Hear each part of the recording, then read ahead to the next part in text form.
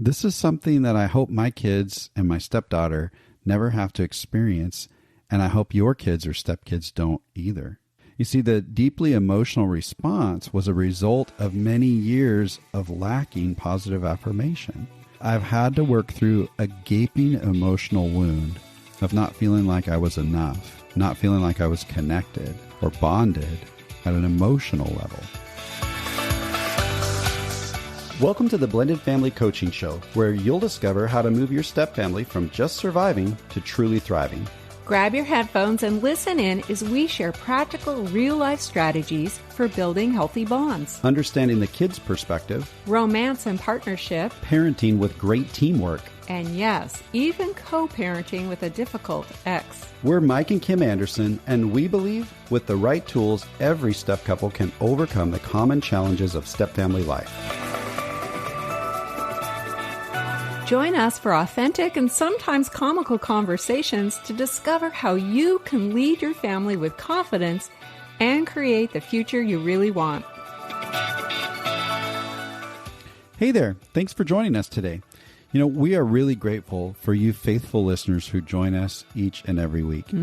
Just in the past couple of months, we've had a noticeable increase in listeners, and that's really encouraging for us. It gives a little affirmation that what we're doing here brings value, and that helps us to keep working hard to develop quality content.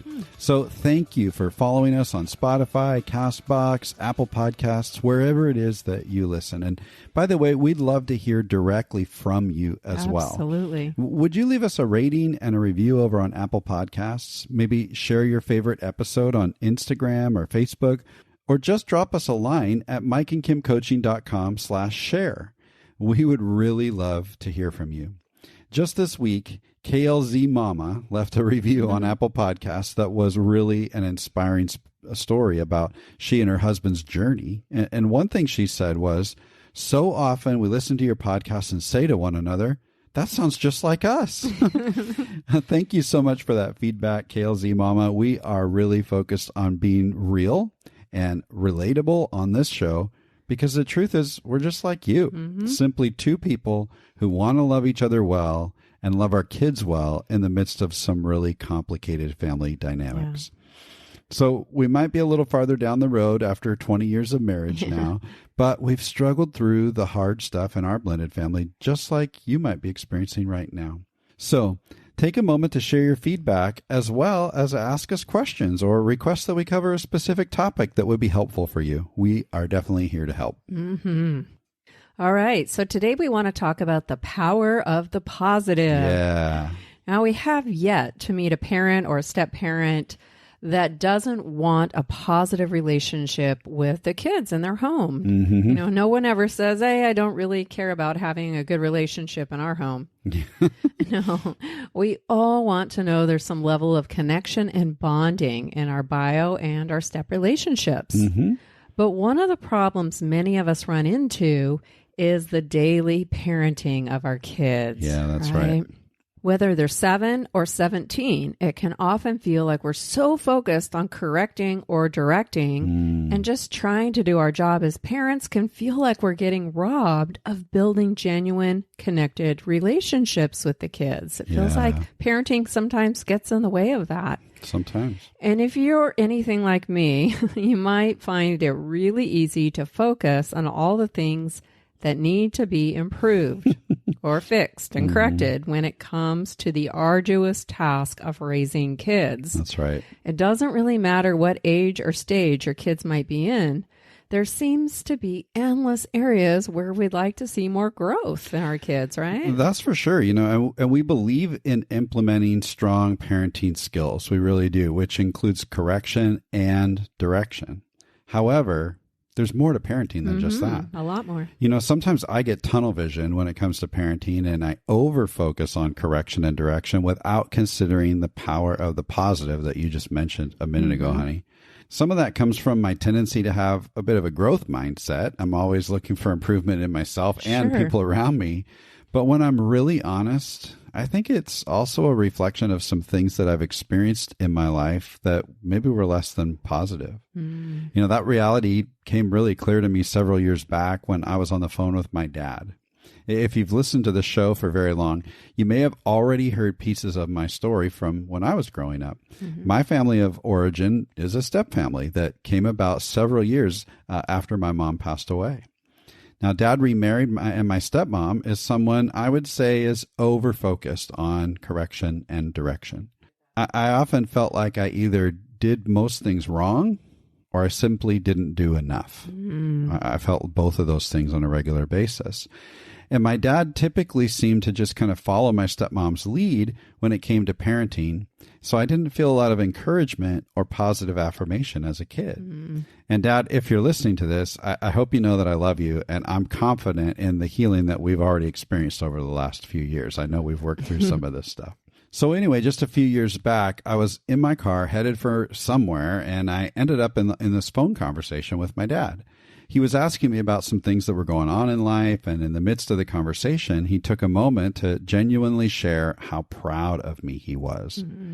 And as he said that, it was as if I was receiving this huge glass of cold water after being stranded in a scorched desert for a really long time. I almost needed to pull the car to the side of the road because of the emotional response that I was having to his words.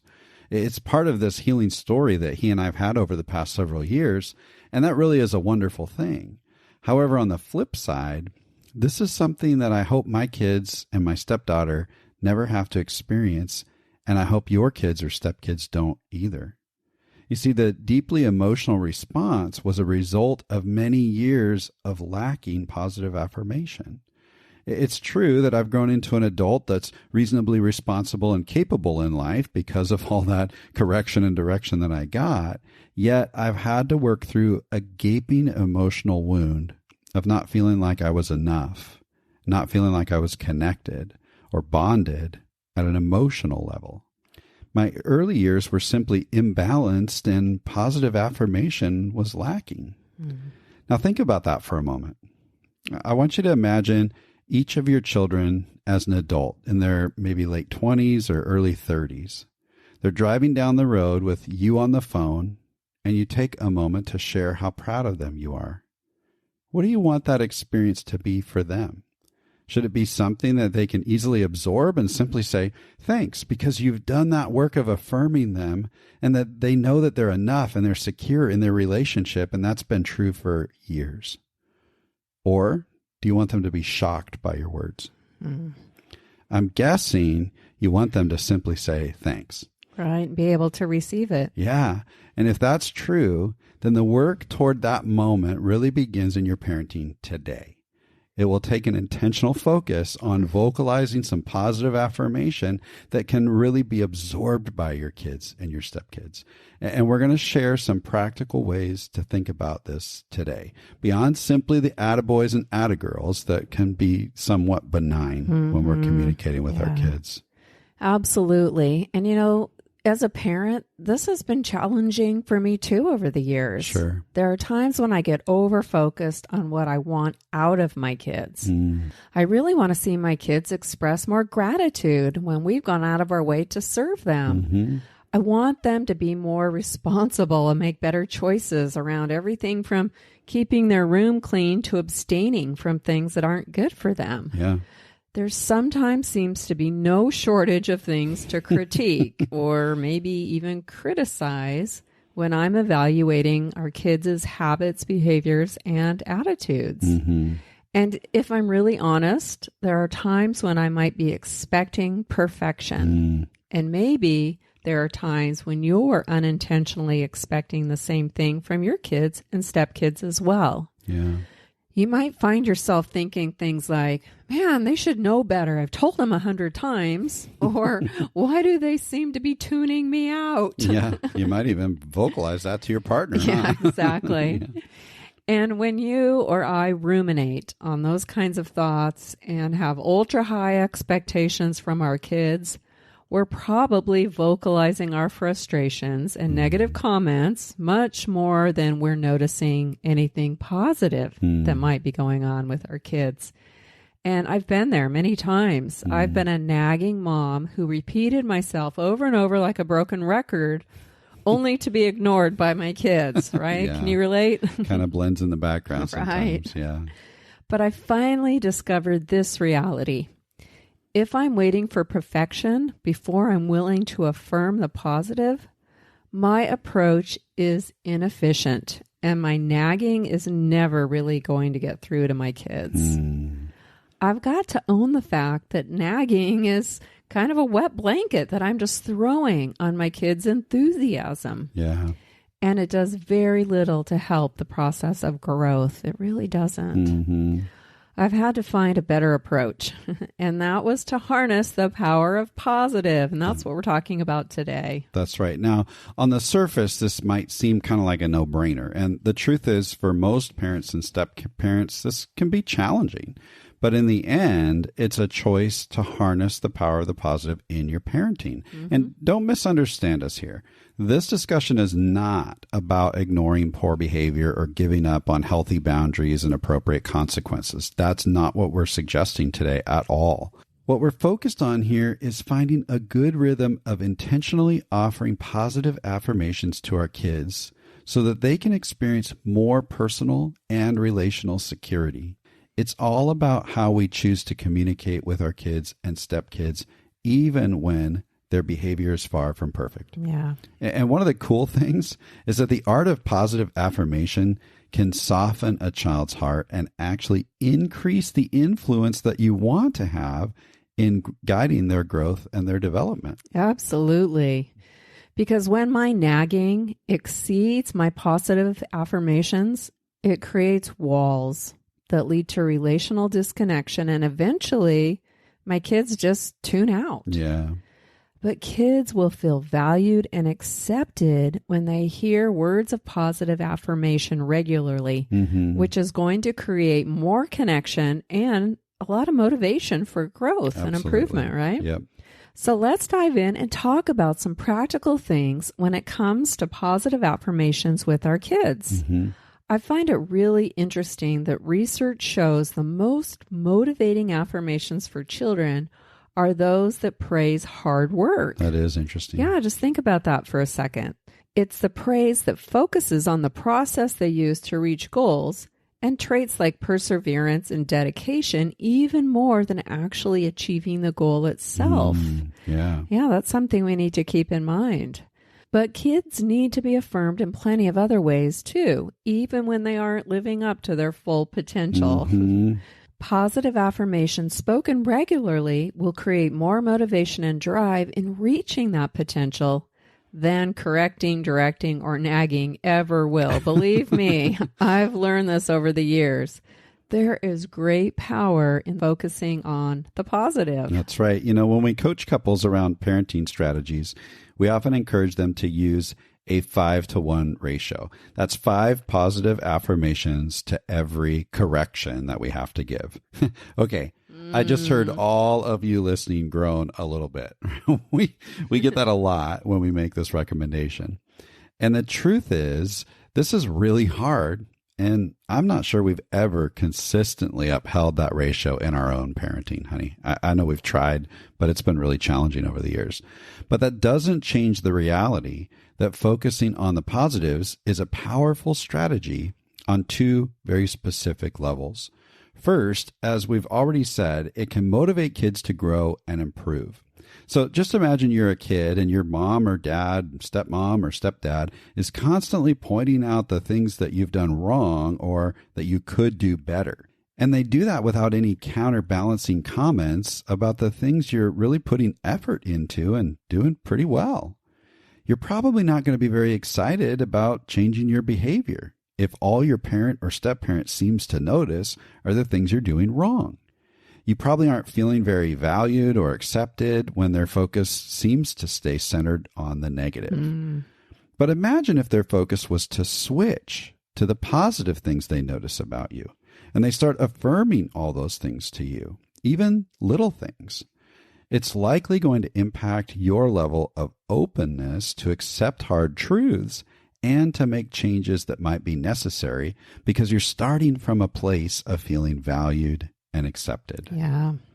It's the opposite of discouraging. That's right. You're encouraging. Right. And the second level of power around the 5-to-1 ratio is that it helps you to refocus your own beliefs and attitude about your kids and stepkids. That's right. When you challenge yourself to look for 5 positive things that you'll affirm in each child in between corrections, it actually opens your eyes to those things that may have previously been unnoticed, or you might end up being more grateful for the progress that your kids have actually made along the way. That's a great point, yeah. The truth is that negative thoughts lead to negative beliefs, but positive thoughts lead to positive beliefs. If you want the kids to rise to their full potential, they need to know that you believe in them. And practicing the 5-to-1 ratio can help any parent or step-parent to change their beliefs and to refocus on the positive things, which will help you to break free from over-focusing on correction, direction, or even nagging. And the result is more motivated kids that have a stronger chance of reaching their potential, the potential that you know they're capable of. For sure. And because we know from personal experience how challenging it can be to really get focused on the positive, we're going to explore some practical ideas of positively affirming your kids and stepkids that are more specific and meaningful to kids than that simple good job or well done.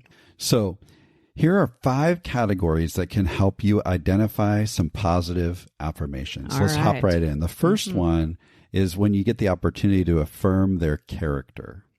When you notice your child has demonstrated a character trait like honesty, kindness, trustworthiness, integrity, or reliability, probably one of those things that's within your family's values statement, that's a great time to just take them aside and genuinely affirm their character. You know, even when a child has made a poor choice or maybe doesn't always demonstrate great character, you can still look for something to affirm in this area. That's right. You know, I told a story a few weeks ago about my daughter Annika being suspended from the cheerleading squad for making a poor choice. Yep. And this happened right before their big fundraising event, which Annika and I had signed up to help out with. Now, Annika did not want to go to the fundraising event because she knew she'd be sitting out of the team's performance, and she was probably really embarrassed by that. And honestly, I didn't want to go to the event either. Sure, yeah. But because we'd made a commitment, we both showed up. After the event, I had an opportunity to affirm Annika's character of follow-through with her commitment, and I also praised her for working so hard at the event. Yeah, those were great opportunities to just affirm her, even in a tough situation. Exactly. Right? Yeah. And even if your kids maybe aren't demonstrating the best character with you personally, and this can be sometimes common in step relationships. I've definitely felt some coldness or disrespect or different things like that from Annika over the years. But yet, there's times where I've seen her be kind to a friend or encouraging to a teammate that she was on a sports team with, or following through on an assignment or a chore or something like that. Whatever was coming up that I could notice, I wanted to try and affirm her good character and what was going on in all of that. I didn't always do it perfectly, but it was an opportunity, even though I wasn't necessarily receiving that same kindness from her, right? Right. And of course, when they do show good character with you, directly to you, maybe they express gratitude, or they do finally speak respectfully to you, or they engage in a really honest conversation with you. Boy, that's a time to really give a positive affirmation and let them know how much you appreciate their character. A positive affirmation about character from a step parent can go a long way. Absolutely. And it'll help motivate them to continue to live out these character traits because you're calling them out, you're noticing them, and they realize, oh, this really matters. So it's really great. So affirm their character. What's the next one? The next one is affirm their obedience. It can be really easy for parents and step-parents to fall into patterns of disapproval. Sometimes we've got this big, long list of all the things we don't approve of, and when our child does get something right, we quickly dismiss it because there are still so many things that need to change. Right. when we don't take the time to just pause for a moment and affirm when a child gets something right, even if it's something small, it's a missed opportunity for us. Right. That moment where we have an opportunity to bolster them up and encourage them, it passes and we slip back into correction or direction without calling out the places where they're doing well. Yeah. And kids can really feel defeated when that happens. They might start to wonder why they should even try to be obedient if we don't notice when they've intentionally followed through on their chores or cleaned up the mess they made in the kitchen or turned the lights off when they left the room. You know, all of those things that you've asked them to do, or maybe even nagged them to do if you're anything like me. When you miss the opportunity, they're demotivated and probably won't try to keep it up. That's right. When you do notice and when you affirm their efforts, they're more apt to be obedient again in the future. And again, this is all about helping kids to feel valued and accepted. When you show how much you value their contribution, they feel accepted and capable and secure. This is the power of the positive, and it can motivate your kids to want to contribute more. If you've ever worked on a job where the boss only talks to you when something is going wrong, you probably know exactly how that feels. Exactly. It's yeah, defeating. for sure. And don't get us wrong here. It doesn't mean every time a child leaves the room and they flip the light off, you go, "Good job turning the light on. Well done." And you don't do that. But if that's been, even that tiny little thing, we actually hear that whole turn the lights off thing a lot with different couples we work with. If that's a thing for you, when they start to change their habit, then that's when you can notice this obedience thing, right? Boy, the last few weeks, I've noticed you've done a great job turning the lights off in your room. I really appreciate that. Thank you for doing that, right? That's a great opportunity to do that. And this is also one area where you can affirm their effort, just like that research I mentioned earlier, that affirmation that's focused on hard work is really powerful, even when the result isn't necessarily perfect. Right. So affirmation can be an important part of our role as teachers to our kids. So instead of criticizing their efforts, we can use affirmation as a learning tool. So listen to the difference. Here's a critical response after our son sweeps the floor in the kitchen as his chores each week, right? "Hey, there's still a bunch of dog hair on the floor. You didn't do a very good job of sweeping. You need to go do it again." Okay. That's kind of a critical response. Then that's probably not going to help him learn to do things well. But here's a way we can work in a little bit of affirmation into that and totally change the interaction. Maybe I could say something like, "Hey, I really appreciate you sweeping the floor. It looks better than it did. Now let's take a look at how we can get that dog hair out of the corners. Can I help you out with that?" See, I'm still addressing the issue. I'm not just letting it go. But that little affirmation in the beginning can create a bit more openness for me to come alongside him and help him develop his skill. But he's probably not going to be very open to that process if I'm overly critical, because that feels really defeating, right? Now, don't expect them to jump up and down with excitement because you were a little bit more affirming this time, right? But they're likely going to respond a bit better when you approach it this way. And remember that kids are in the imperfect process of learning and growing. They aren't going to do things perfectly every time, and certainly not the first time. But you can still find ways to affirm those efforts and use that as a teaching opportunity. Absolutely. And remember that your kids aren't going to do things the way you do them all the time. What? I've been folding laundry for close to 40 years now, and I'm pretty darn good at it. But when my kids fold the laundry, their messy, wrinkly piles look very different than my nicely straightened and neatly stacked piles. They do look different. And you know what? It's okay. I can still affirm their efforts and be grateful that they're learning how to do their own laundry. It's a skill they'll continue to improve the more they do it, and it doesn't have to be perfect right now. That's right. There's a fine line between holding our kids to a reasonable standard and expecting perfection. So find that line and be okay with your kids' imperfect progress while teaching them the skills that you really want them to have. Yeah, awesome. All right, on to the next one. All right, the third one is affirm the quality of their work.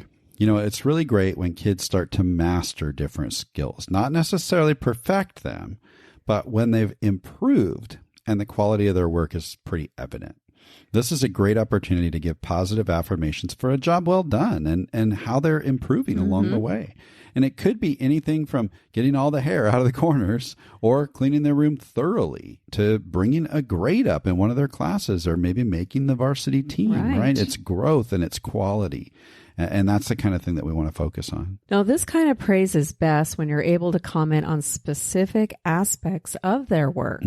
So instead of a general comment like, you did a great job at your tennis match today, add some detail around what you noticed, and your kids will really know that you were paying attention. This makes them feel more valued and accepted. So something like, you've really learned how to react and hustle to return those fast shots. That's great improvement. That's really great. And it can be even more impactful when you're also able to recognize their efforts. So rather than an affirmation like, hey, way to go bringing up your algebra grade, you could add, I know it's not your favorite subject, but you really put in the extra effort to double check your work, and it looks like your diligence paid off, right? Yeah. So we want to affirm the quality of their work when they do a really good job. Notice that. Bring it up.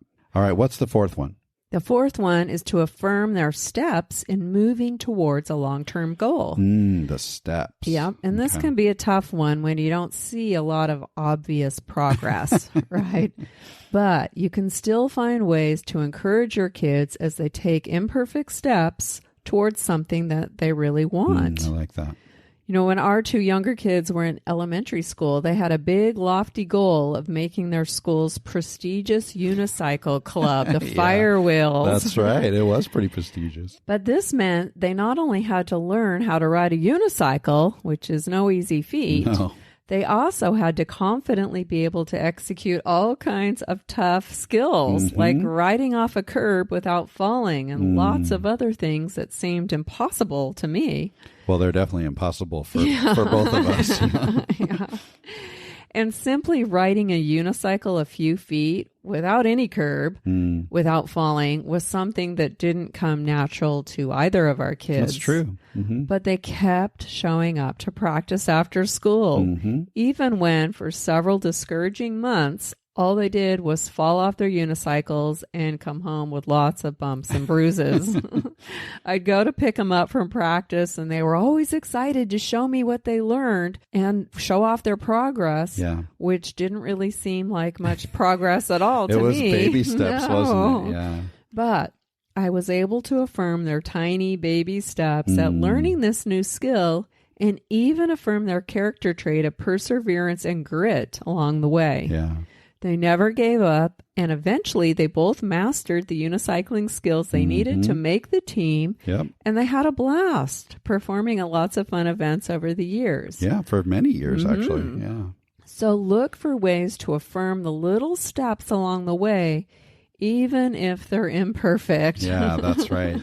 And finally, we want to watch for opportunities to affirm kids and stepkids when they achieve something new or they reach a goal. Right. Okay, so we're affirming those little steps, like you just said. And then when they actually get there and they achieve it, this is probably one of the most obvious ones that we tend to do as parents.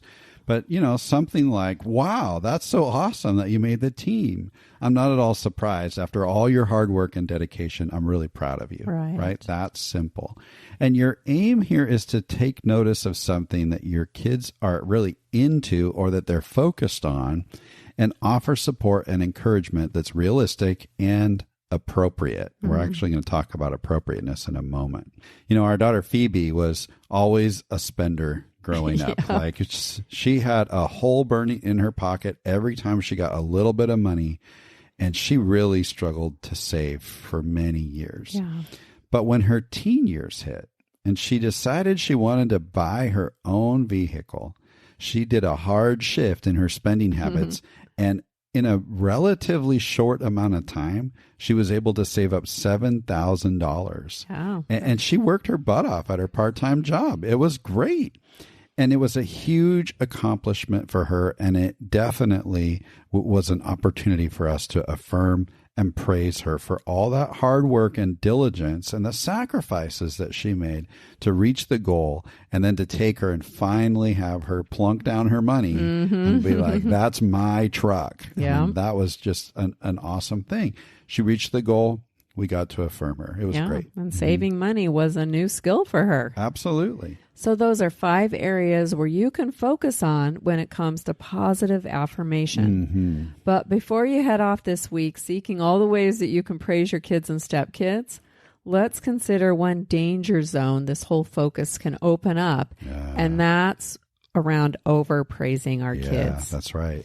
Because even though your intention around praising your kids is great, research reveals that overpraising or inappropriately praising can actually do more harm than good. Yeah. So just to be sure we're keeping everything in balance here, we first need to make sure our affirmation and praise is genuine. Right.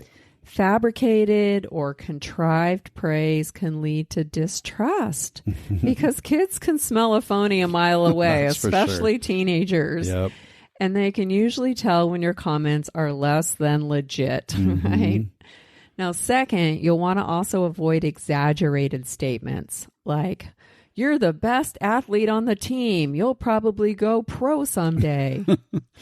Yeah, when they're in like middle school. Yeah, they're in the Pee Wee League. Yeah. Right. T-ball. These kind of statements can actually diminish a child's self-esteem. That's what the research shows, because eventually they're going to realize that their reality doesn't match your perception of them. It has a negative effect. Yeah, and related to that, be careful about labeling kids with terms like superstar or pro. Grandiose praise does not make a child feel seen for who they really are. Yeah. If you want to learn more about inappropriate praising and the negative effects of overpraising kids, we're going to put a link in the show notes to an article from Psychology Today that dives deep into that topic. It's really interesting. Yeah, it's a good read. Yep. The truth is, developing healthy self-esteem in kids isn't about telling them that everything they do is terrific. Right. A true sense of self-worth is based on the skills kids build for themselves and the actual accomplishments that they feel that they've made. In fact, a recent Stanford study showed that praising effort, not talent, leads to greater motivation and more positive attitudes toward challenges down the road. So be sure to focus on the efforts that your kids make, like we've been talking about today, right? And be careful about trying to build your kids up in ways that might be inappropriate or inauthentic. All right, before we wrap up, let's go back to the idea of the 5-to-1 ratio and consider how this works specifically for a blended family. How does the power of positive affirmation really make a difference in these complex dynamics? What do you think, honey? Well, when a parent remarries, it can be common for kids to experience a sense of insecurity. Sure. They might wonder where they now stand with their bio parent or what their unique position in the family will be. Will their needs be met? Are they still a priority? Where do they belong? And what will the new expectations be? Changes to the family structure can stir up a lot of uncertainty for kids of all ages. Right. That's why it's important for kids to be assured that they still are seen and valued by their biological parent. Yeah. A healthy rhythm of positive affirmations from their bio parent is going to increase their sense of security and value, which can be a key factor in easing the tensions of blending for kids. For sure. And in our online workshop called Step Families That Make It, we include a bonus ebook where we share the 3 most important messages kids need to be receiving in a blended family. For a step parent, one of the most important messages that we talk about in that ebook to send to their stepkids is this: I'm for you. It's a simple message, but we have to speak it over and over. This can be a tough message for kids to actually accept from a step-parent because generally speaking, a new step-parent is often perceived to be a threat, especially early on. So kids might tend to resist the idea that their step-parent is actually on their side or for them. It takes consistency to keep sending that message through a healthy rhythm of positive affirmation. And sometimes it might feel like your affirmation to your stepchild is being rejected. But keep in mind that you're playing the long game here. Absolutely. A step-parent who's intentional about harnessing the power of positive affirmations to a stepchild will gradually decrease that perceived threat. Notice I said the word gradually. It takes time. When a step-parent's consistent, though, the child will often feel seen and valued by their step-parent, and then their walls may start to come down when they realize that their step-parent really is genuinely for them. You know, sometimes in the chaotic process of blending with unclear expectations and lots of moving parts and changing parts, it's easy to get caught up in all the things that we feel like these things need to improve. And we can even experience a sense of urgency, right? These things need to improve now, is what we're feeling, especially when it comes to our kids and our stepkids' habits and their attitudes and their behaviors. And you know, as adults, sometimes we can inadvertently expect the kids to adapt and make improvements at a pace that's just plain old unrealistic. Right. And when that happens, families can easily get stuck in the mode of correcting and directing, or like you like to say, honey, nagging, right? Right. Do this, don't do that, and so on and so on and so on. And it leaves the kids feeling confused and probably defeated. They feel like they can't do anything right.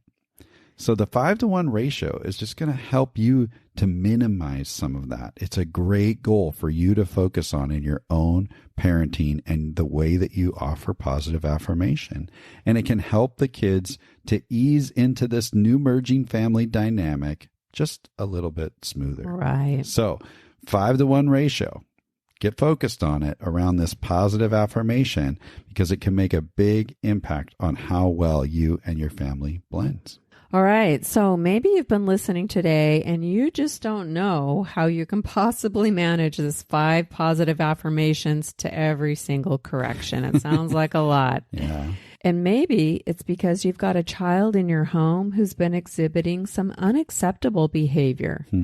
Maybe you've fallen into that pattern of correcting and directing. So you're wondering how in the world you're going to be able to give this kid positive affirmations when you're in a season of regular poor behavior. Yeah, it's tough. And if that's you, I've got a little tip that might help because I've been in that position myself, haven't we, honey? Sure. And here's that tip. Compartmentalize. In the perilous season of parenting Annika, when she was making a number of poor choices, I learned that I could compartmentalize the good from the not so good. Yeah.